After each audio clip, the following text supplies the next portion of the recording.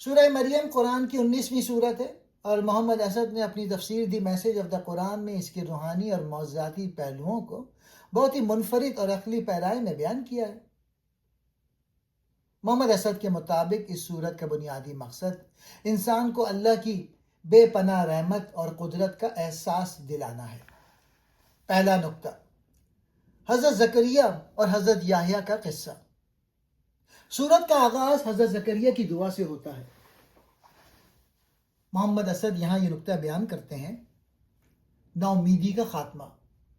حضرت زکریا بوڑھے تھے اور ان کی بیوی بانجھ تھیں، لیکن انہوں نے اللہ کی رحمت سے کبھی امید نہیں چھوڑی۔ عقلی پہلو، اسد بتاتے ہیں کہ اللہ جب چاہتا ہے مادی اسباب یعنی فزیکل کازز کے بغیر بھی چیزیں پیدا کر دیتا ہے۔ حضرت یحییٰ کی پیدائش دراصل اللہ کی اس قدرت کا نشان ہے کہ وہ زندگی کو کہیں سے بھی نمودار کر سکتا ہے۔ دوسرا نقطہ، حضرت مریم علیہ السلام اور حضرت عیسیٰ کی ولادت۔ یہ سورت کا سب سے اہم اور مرکزی حصہ ہے۔ محمد اسد کی تشریح کے مطابق پاکیزگی کی مثال، حضرت مریم علیہ السلام کو اللہ نے ایک عظیم مقصد کے لیے چنا۔ ان کا کردار صبر اور تقوی کی اعلیٰ ترین مثال ہے۔ روحانی معجزہ، حضرت عیسیٰ علیہ السلام کی بن باپ ولادت کو محمد اسد ایک خدائی تخلیقی عمل یعنی کریٹیو ایکٹ آف گاڈ قرار دیتے ہیں۔ اللہ نے بغیر باپ کے بیٹا عطا کیا۔ لوگوں نے اعتراض کیا، لیکن عیسیٰ علیہ السلام نے بچپن میں ہی سچ بیان کر دیا۔ یہ سورہ مریم علیہ السلام کی روحانی عظمت کو نہایت احترام سے بیان کرتی ہے۔ فرشتے کی بشارت، فرشتے مریم علیہ السلام کو بیٹے کی خوشخبری دیتا ہے۔ مریم علیہ السلام حیران ہوتی ہیں کہ بغیر شوہر کے بچے کیسے؟ جواب ملتا ہے، اللہ جب چاہے ہو جا کہہ دیتا ہے۔ تنہائی کا امتحان، حمل کے دوران تنہائی، لوگوں کے تانے۔ محمد اسد کے مطابق یہ واقعہ انسانی خوف اور الہی تسلی کا حسین امتزاج ہے۔ حضرت عیسیٰ کا معجزہ، عیسیٰ علیہ السلام گود میں بولتے ہیں، اپنی نبوت، عبادت اور اللہ کی بندگی کا اعلان کرتے ہیں۔ یہ اعلان توحید اور عاجزی پر زور دیتا ہے۔ تیسرا نقطہ، انبیاء کی قطار، ایک ہی پیغام، مختلف زمانے۔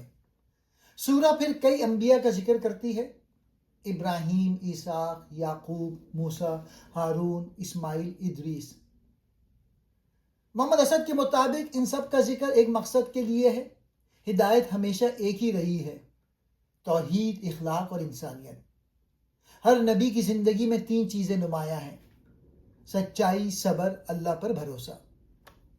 چوتھا نقطہ، آخرت کی یاد، انسان کی ذمہ داری۔ سورہ مریم انسان کو یاد دلاتی ہے، دنیا کی چمک دمک عارضی ہے، اصل کامیابی دل کی پاکیزگی ہے، قیامت کے دن ہر شخص اکیلا کھڑا ہوگا۔ محمد اسد اس حصے کو اخلاقی بیداری کہتے ہیں، یعنی انسان کو اپنی زندگی کا رخ خود درست کرنا ہوتا ہے۔ پانچواں نقطہ، رحمت اور محبت کا پیغام۔ سورہ کے آخر میں اللہ فرماتا ہے، ایمان والوں کے دلوں میں محبت پیدا کی جائے گی۔ قرآن آسانی کے لیے نازل ہوا ہے۔